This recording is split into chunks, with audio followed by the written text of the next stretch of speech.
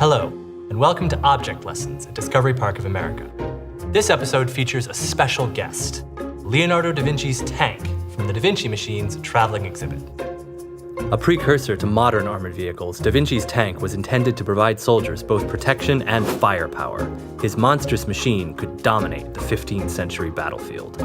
Assuming it actually worked. Leonardo da Vinci was one of the most celebrated figures of the Italian Renaissance, a period of artistic and intellectual development. Renaissance artists rediscovered or created more precise techniques and placed new emphasis on realism. Artists learned to portray human anatomy realistically instead of whatever this is. And painters learned to use geometric perspective to give a sense of depth to their work, replacing compositions that were either flat and stylized or plagued with giants. Da Vinci himself may be the best known exemplar of the Renaissance. He produced some of history's most famous paintings. Works like That's Not Funny, So Over This, and Secretly Mocking You. The bulk of Da Vinci's work remained obscure for centuries, though.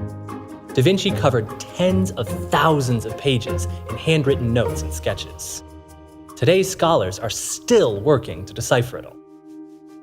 They have to contend with numerous challenges. Much of Da Vinci's work has been lost. He tended to jump from one idea to another, and he wrote in mirror script, backwards letters written right to left. Useful if you don't want people reading your diary. Among Da Vinci's sketches are hundreds of machines.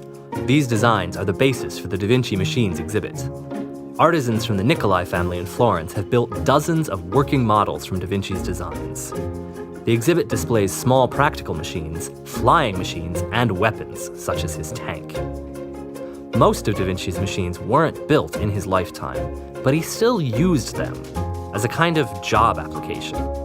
Here's how that worked. Artists today generally make art first and then look for buyers. In 15th century Italy, though, that process was usually reversed. Wealthy patrons would hire artists and tell them exactly what they wanted. It was very rare for artists to undertake large projects based on their own ideas. For patrons, paying for art provided several benefits. Patronage demonstrated their wealth and importance. It allowed families to cement their legacy and tyrants to legitimize their rule.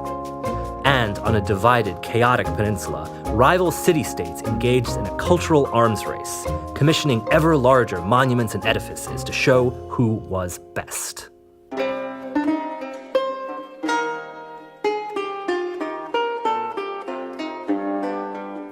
For artists, this system meant job opportunities, but it could also lead to a nomadic existence and bitter rivalries. In the Renaissance, most fearsome fighting team took on a whole new meaning. Molto espressivo, allegro assai.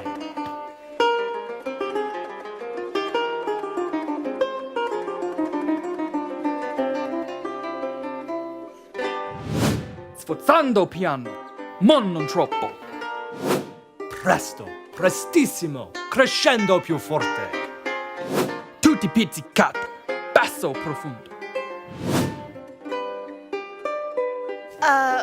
Look. I just wanted this portrait of my dog.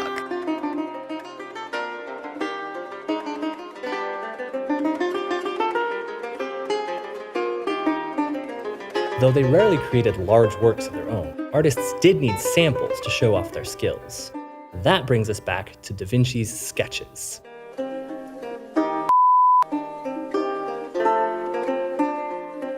Recitativo, ride Pagliacci. So you drew this. Sì, sì. Are you sure Morgan didn't draw this? Non parlo inglese. Okay. Da Vinci may have used his tank this way. He even mentioned something like it in an application letter he sent to the war-loving Duke of Milan.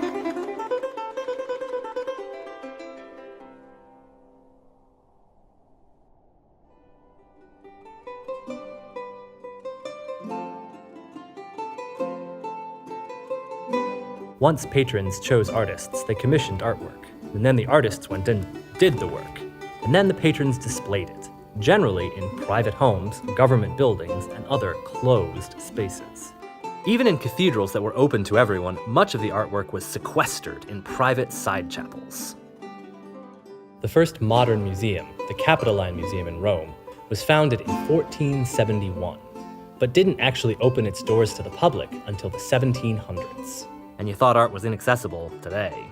The private nature of art is one of the major reasons the Renaissance didn't really happen for a lot of people at the time. Yeah, you and I can see that today, but the innovations we call the Renaissance only affected a sliver of the population, the wealthy and powerful trying to impress the wealthy and powerful. The Renaissance was like...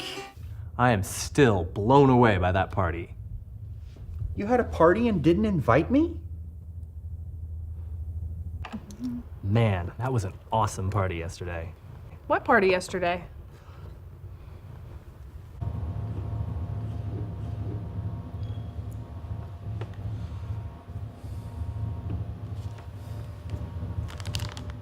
And Da Vinci's work was even further removed from the public eye. Not even his patrons got to see most of his notes.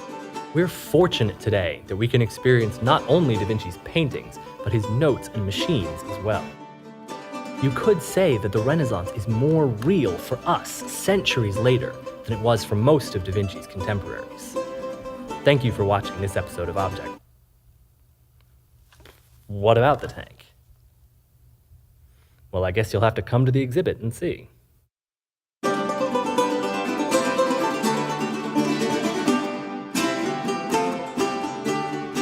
Thanks for watching Object Lessons. If you would like to know more about events at Discovery Park of America, including the Da Vinci Machines exhibit, please subscribe to our channel, like us on Facebook, and visit us at discoveryparkofamerica.com.